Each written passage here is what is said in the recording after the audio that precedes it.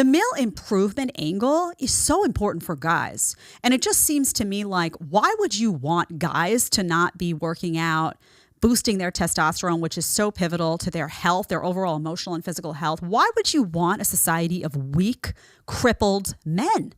I mean, how does that help anyone? And again, these are the same women that when, stuff comes crawling at them that's dangerous, if there's a war, if there's crime in their area, whatever it is, they're going to throw their feminism out the window and they're going to seek out those strong men who, by the way, have control over their emotions and can jump and leap to remedy that problem. So it's interesting to see them trying to weaken men, knowing full well in their heart of hearts that ultimately, if you know what did hit the fan, they would need those men.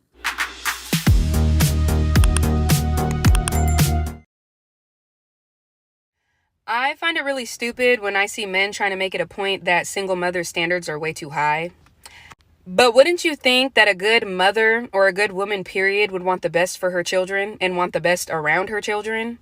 So you best believe that my standards are going to be through the roof. At this point, my standards are so high, I think I'm looking for Jesus Christ himself.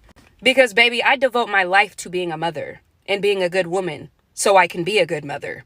So yes, if you want to mess with me on that type of level, you need to prove to me why you are worthy of my time. And why you are worthy to be in my child's presence on a consistent basis. Because I'd rather be alone forever than have my time wasted.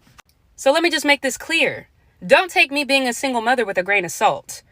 Just know that I work my ass off and I'm tired, okay? But I work my ass off as I should. So if you come into my life, you should be making things easier, not harder. And that goes for any relationship. But I'm quick to leave all types of situations. When is it okay to approach? I think it's okay to approach a woman if they're out and about, like if they were going to a bar, going to a club. I would definitely not try to approach a woman if they're like at a grocery store or something like that. Grocery store, but then the same girls will also say, I want to meet a guy at Trader Joe's. It's so romantic. She's the same girl who wants to meet a guy at Trader Joe's. Come on, bro. If either of you were looking for a quality man, where would you expect to find one? I think a grocery store would be prime. And I love this channel. Life sure takes a turn when the consequences of your choices come crashing down. Just look at these single mothers who thought divorcing their men over petty issues was a genius move. Did you know that 70% of divorces are initiated by women? Even a woman with 4 kids decides to call it quits. Does she have any idea about the chaos she's diving into? A woman with a bunch of kids would be way better off swallowing her pride and compromising with her partner instead of rushing into a divorce. After marriage, it's no longer about your ego, it's about what's best for your kids. But that seems like rocket science for modern women to grasp. Can you identify as a black person? No, Why? because I'm not black. I'm not a woman, but I can identify as a woman according to you. If you transition, maybe. What defines a transition? If that's your goal, If you believe it. Sure. If you believe you're black, why aren't you black? Well, that's like genetics. That's like ancestry. You're also born a man or a woman. It's the same thing. That's also genetics. Okay, I'm over it. Don't think that being happily married now guarantees it'll last forever. Women always crave constant validation, likely as a cover-up for their dissatisfaction with themselves and their inability to manage their emotions. Oh, and get this. Women file for divorce 80% of the time. If they're educated, it's closer to 90%. One of the biggest signs of divorce? When the woman makes more money than the man. Shocker, right? Everybody keeps thinking that I'm handling this divorce so well, and I'm not. I'm not okay.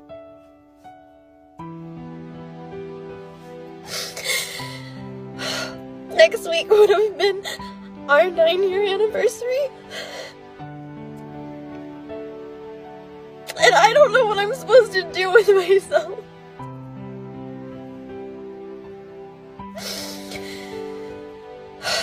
I didn't want this.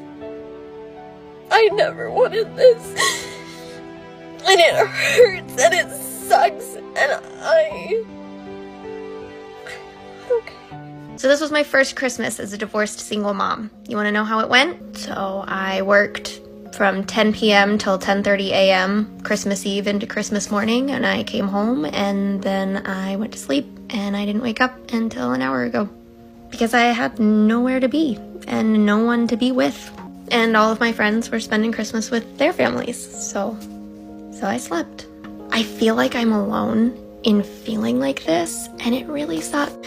So I got stood up, and I really just kind of want my kids. If maybe you would bring the kids to come and I can just do it with them instead. One of the hardest things I've had to learn over the last couple months that I've been doing the alphabet dating is that dating as a single mom of 4 in my 30s sucks. My thing, I really think that people need to know, even with dating people with children, is the misconception that you're gonna be the father. Like, I think a lot of people think, oh, when you're dating me, you're my child's father. Like, I want you to play the role of dad to my daughter. And I think that a lot of people feel that pressure. Like, I don't want to go into this dating dynamic because now I feel like I'm gonna be, either you're gonna play mom or you're gonna play dad. And I think that's one thing I want to make sure we say is like, there's levels to this. You more like an uncle. Really? You're like an uncle that comes. You're like the cool uncle that comes through every once in a while. She got it, daddy.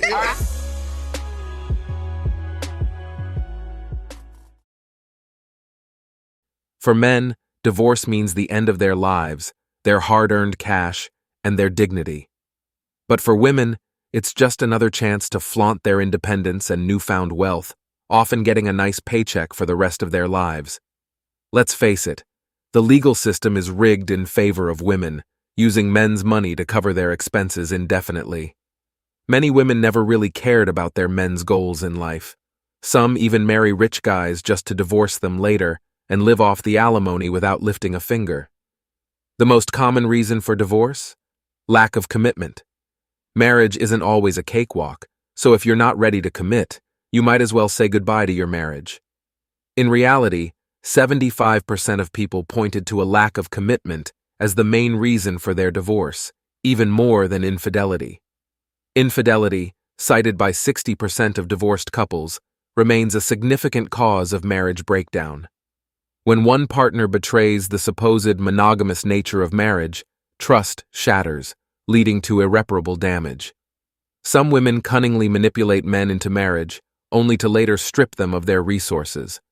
The men's movement has been crucial in exposing these experiences, shedding light on the true nature of certain women. No matter what men and women accomplish, the basic laws of human nature remain unaltered. Some aspects of life are set in stone, and despite efforts to change them, the natural order dictates the roles and existence of men and women. Are feminists hypocrites because they drink milk? The reasons feminists assert that women are oppressed are actually the same reasons animals are suppressed. The oppressors justify that they are weak, intellectually inferior, and objects of consumption. So if you think you deserve equal rights, why violate the rights of sentient animals that bleed and scream just like you do?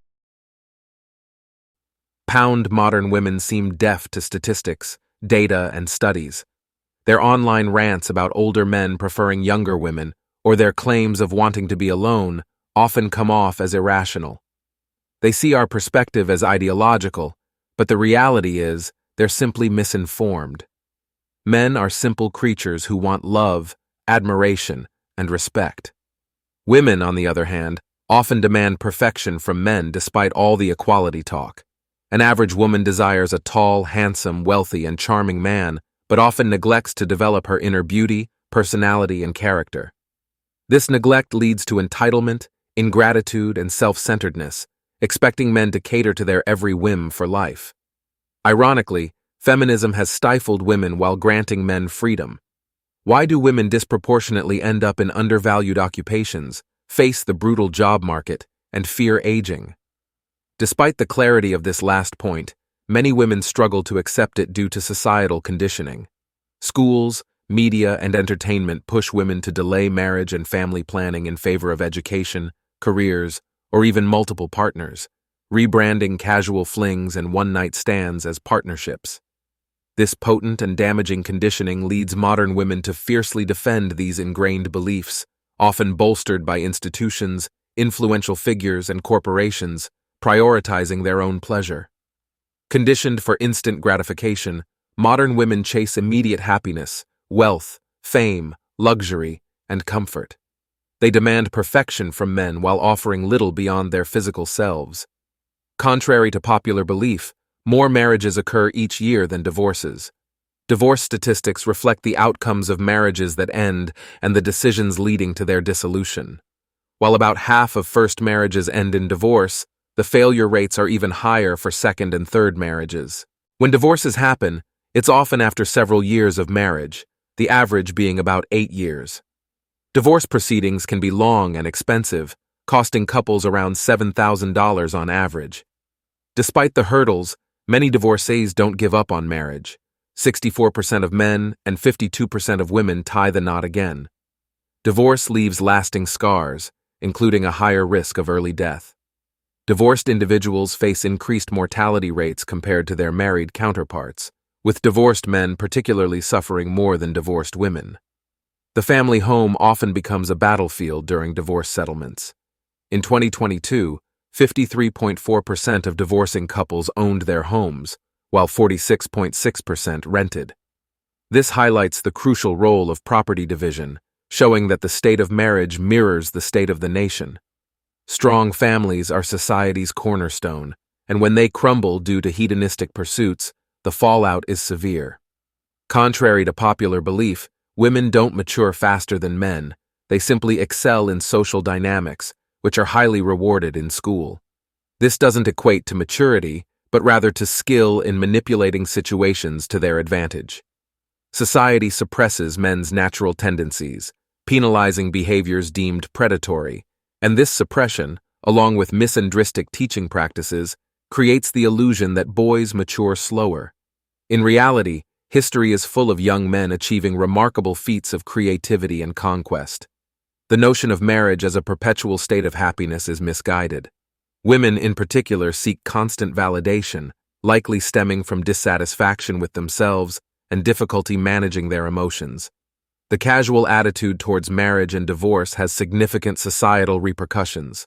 No-fault divorce laws have made it easier for women to end marriages, often resulting in financial struggles and poor child-rearing outcomes. This cycle can lead to societal issues as children, shaped by their troubled upbringing, lash out against society at large. And that's it for today on Sigma Traits. Make sure you hit that like button, smash that subscribe button, and don't forget to ring that notification bell. Support this channel through membership. You can also support through PayPal link in the description. Let us know your thoughts in the comments below. See you all tomorrow.